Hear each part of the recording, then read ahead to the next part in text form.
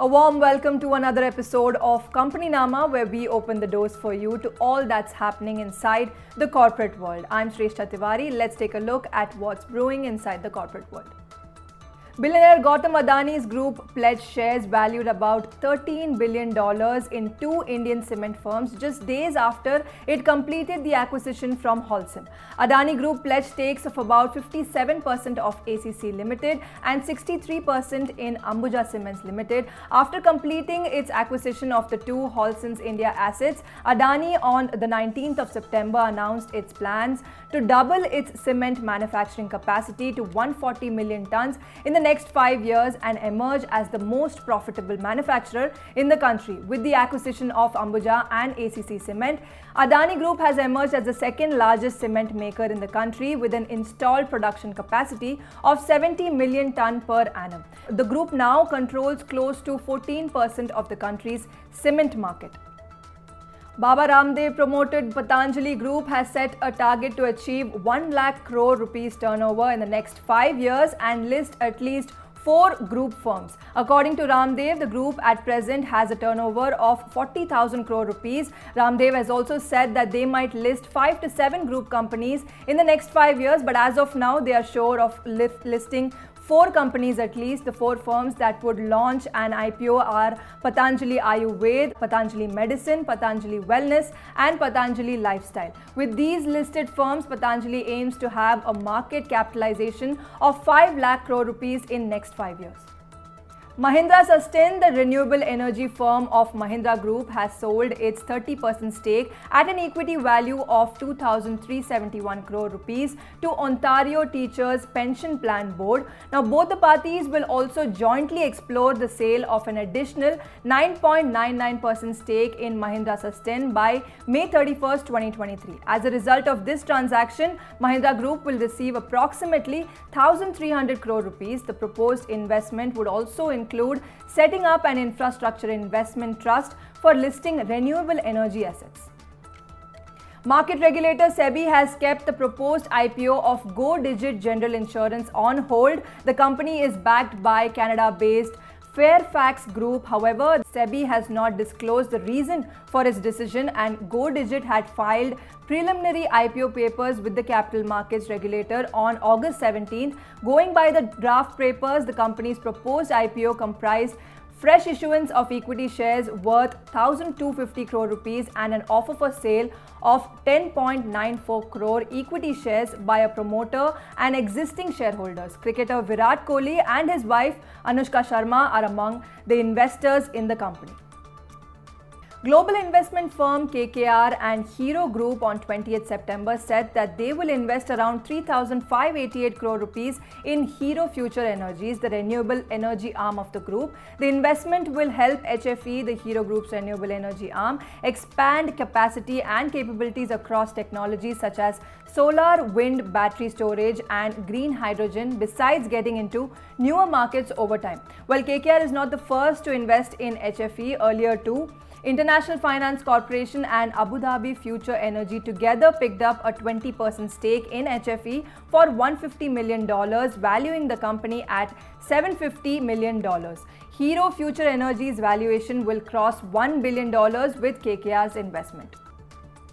The SR Group is looking to invest $4 billion in setting up an integrated flat steelworks plant in Saudi Arabia in the next 3 years. Amar Kapadia, who is the general manager for corporate planning at SR, has said that the plant is scheduled to break ground by this year end and to be completed by the end of 2025. The new integrated flat steelworks plant, with a capacity of 4 million tons per year, will have continuous casting and hot strip capacity, 1 million tons of cold rolled coil capacity and a tin plate line. Wipro's executive chairman Rishad Premji on 21st September has said that the company has terminated 300 of its employees who were found to be working for its competitors simultaneously. He had even tweeted that moonlighting by employees in the tech industry is cheating. After disapproving the practice of moonlighting, Wipro has become the first Indian IT major in recent times to fire its employees for practicing the same. Mahindra and Mahindra Limited on 20th September said it will acquire an additional 17.41% stake in Swaraj Engines Limited from Kirloskar Industries Limited for 296 crore rupees.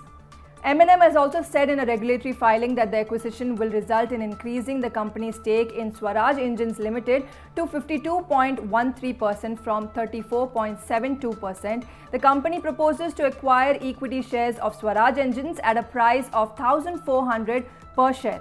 Consequently, Swaraj Engines Limited, which is currently an associate of the company, would become a subsidiary of M&M.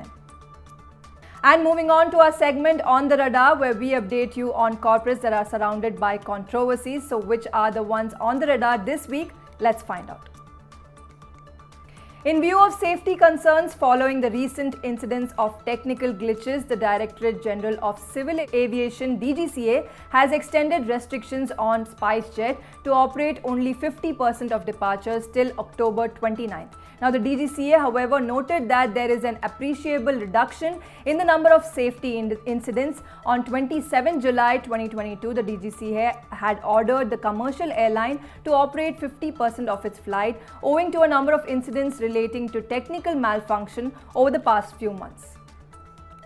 The appellate tribunal's order de-recognizing a few indirect creditors of Reliance Infratel as financial claimants could significantly delay the resolution of the telecom infrastructure company. National Company Law Appellate Tribunal ruled in favor of Doha Bank on September 9th. The Qatar-based bank had pleaded that the resolution professional should not admit claims from the Exim Bank of China, Assets Care and Reconstruction Enterprises, Shubh Holdings and China Development Bank. Now, the four entities are likely to challenge this order at the Supreme Court. The National Company Law Tribunal (NCLT) had endorsed a resolution plan submitted by Reliance Industries in December 2020. RIL had offered 4,235 crore rupees to lenders, including 3,720 crore rupees as an upfront payment. However, NCLT in its order directed NCLT to take all consequential action on de-recognizing these four entities as financial creditors. Well, that was all about corporates, but before moving on to the startup world, if you have a keen interest in stocks and are eager to receive stock updates by the day, then tune into our show 80 90 Pure 100 in Hindi, and the same show is also available in English as 2 + 2 = 5 and get all the smart tips while investing in stocks. Over to startup world. And OYO has disclosed its latest financials in an IPO filing addendum on 19 September, with the numbers showing narrower losses and a rebound in sales for the year through March 2022 and the following 3 months. OYO almost halved its losses for FY22 at 1,892.2 crore rupees from 3,382.5 crore rupees in FY21. The company disclosed its latest financial numbers, which showed improvement in the company's revenues, which is mostly primarily due to recovery in travel, and the company reduced its losses. In FY22, revenues were up by 4,905 crore rupees, 18% against 4,157.3 crore rupees reported in FY21. Online furniture marketplace Pepperfry is reportedly planning to file its draft red herring prospectus for IPO with SEBI on October-December quarter of 2022. Citing a source, the Economic Times reported that the startup will take a final call on the matter by November. It has also hired ICICI Bank and JP Morgan to assist it in its IPO plans. Pepperfry is also aiming to list the exchanges in 2023. The Goldman Sachs-backed startup postponed its IPO plan earlier this year and due to the adverse market conditions. Amazon announced on 21st September that it will set up 3 solar farms in Rajasthan with a combined capacity of 420 megawatts. This will be the first time that the e-commerce major is setting up a solar farm in the country. These would include a 210 megawatt Renew Power project, a 100 megawatt Amp Energy India project, and a 110 megawatt project to be developed by Brookfield Renewable Partners, for which power purchase agreements have already been signed. Further, Amazon will also set up 23 new solar rooftop projects across 14 cities in India.